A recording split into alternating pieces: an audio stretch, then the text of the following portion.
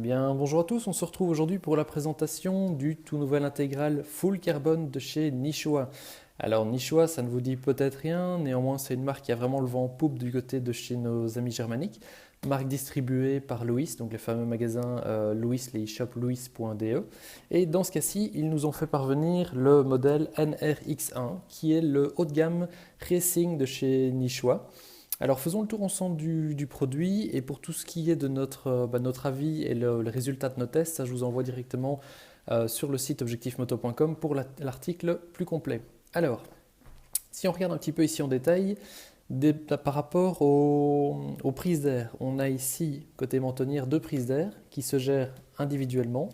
Comme on peut le voir, elles sont assez travaillées, assez belles. On voit d'ailleurs voilà, les petites vis apparentes mais intégrées de manière très propre.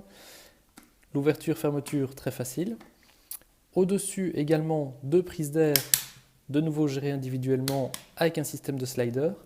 Prise d'air au final assez discrète par rapport au design global du site, donc il n'y a pas vraiment d'appendice extrêmement présente ou voyante. Et côté arrière, on a ici deux extracteurs qui eux restent ouverts en permanence, donc en dessous ici de la pièce en plastique, on a une petite ouverture dans le casque, donc elle reste en permanence ouverte. Comme on peut le voir en termes de design, il est vraiment assez agressif, assez beau, tout en étant très simple. Alors, techniquement parlant, la visière fonctionne apparemment très bien, donc on a 5 rangs possibles. Sachez qu'une fois fermé, vous avez la possibilité de verrouiller complètement l'ouverture de la visière pour éviter des problèmes à haute vitesse et possibilité de déverrouiller fatalement pour réouvrir.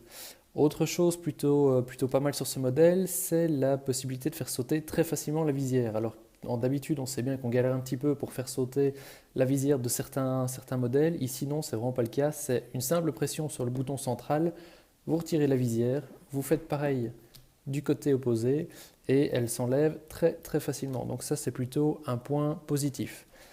Alors, tant qu'on y est, regardons un petit peu l'arrière du casque. Comme on peut le voir, il est vraiment très simple en termes de design. Il y a juste le rappel de la marque et la partie du cou qui est elle aussi assez sommaire en termes d'aérodynamisme. Regardons un petit peu l'intérieur maintenant. Alors l'intérieur de celui-ci, déjà la première chose qui marque, c'est sa finition. On voit que c'est très bien fini, c'est très propre. On joue sur les différentes textures, que ce soit du cuir avec des micro-coutures. Ici, voilà, des effets entre les différents tissus, les mousses rouges, gris et autres. Donc c'est vraiment très propre, très bien travaillé. On a également, voilà, petit détail qui fait toute la différence, la boucle D, mais en carbone, carrément. Donc ça, c'est c'est le petit détail sympathique également.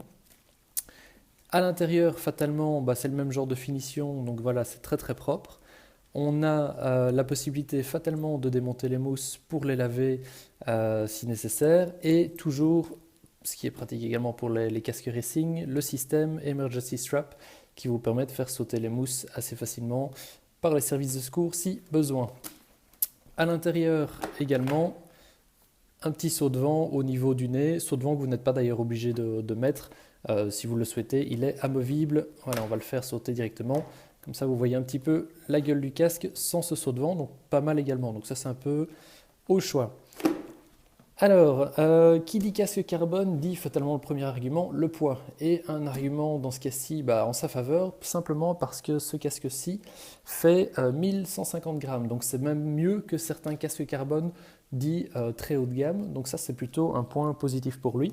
Et alors, dernier petit point à connaître sur ce casque-ci, c'est qu'il est disponible en taille XL jusqu'à la taille XS. Donc ça, c'est un peu suivant de nouveau votre morphologie.